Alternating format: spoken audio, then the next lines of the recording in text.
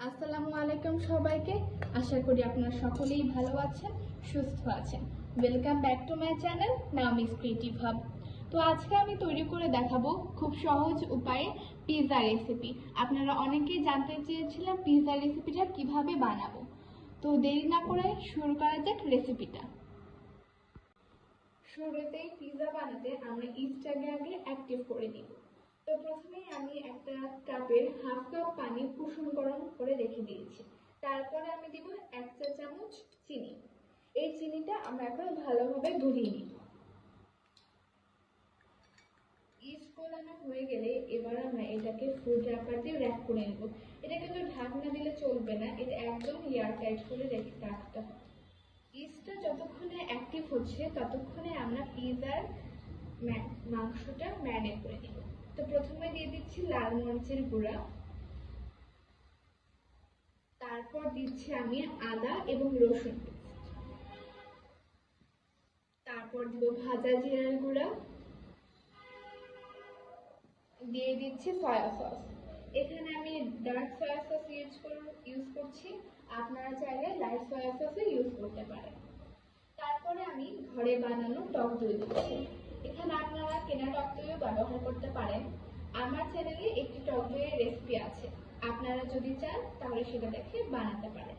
আমি link description বক্সে দিয়ে দিব। সবশেষে দিয়ে দিচ্ছি লবণ। লবণটা কিন্তু বুঝে দিতে হবে যেহেতু আমরা সয়া সস ব্যবহার করেছি। এবার আমরা চিকেনটাকে ভালোভাবে মিক্স করে দিব। আপনারা চাইলে চিকেনটা ম্যারিনেট করতে পারেন, যেহেতু আমার হাতে আজকে সময় নেই তাই আমি ম্যারিনেট করব না। আমরা যে ইস্টটা অ্যাক্টিভ হতে রেখে দিয়েছিলাম সেটা এখন অ্যাক্টিভ হয়ে গিয়েছে। তো এখন আমি পিৎজার ডোটা মাখিয়ে নিব। তো পিৎজার ডো মাখাতে আমি নিয়েছি 1 কাপ ময়দা, তারপর দিয়ে দিব আমি স্বাদ মতো লবণ। এবার আমি এটাকে ভালোভাবে মাখিয়ে নিব। মাখিয়ে নেওয়া হয়ে গেলে আমরা অ্যাক্টিভ হওয়া ইস্টটাকে দিয়ে দিব।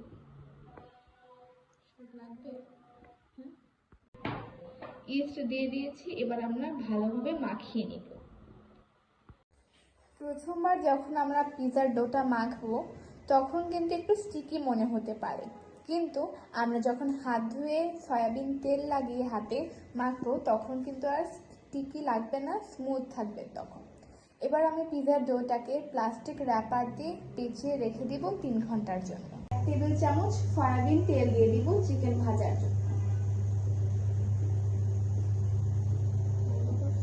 আমি চিকেনগুলো দিয়ে দিচ্ছি। যেহেতু এটা বোনলেস চিকেন, তো এটা ভাজতে বেশিক্ষণ সময় লাগবে না। আমি চিকেনটা ঢেকে দিব।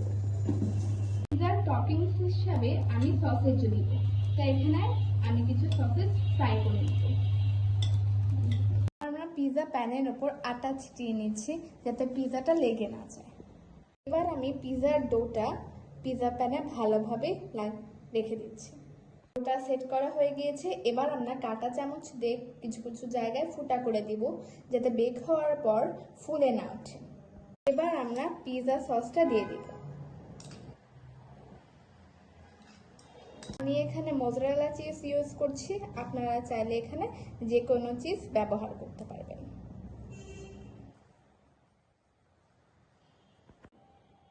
এবার আমি ক্যাপসিকামগুলো দিয়ে দিব। এখানে আমি 3 কালারের ক্যাপসিকাম ইউজ করছি, আপনারা চাইলে যে কোনো অন্য কোনো কিছু সবজিও দিতে পারেন।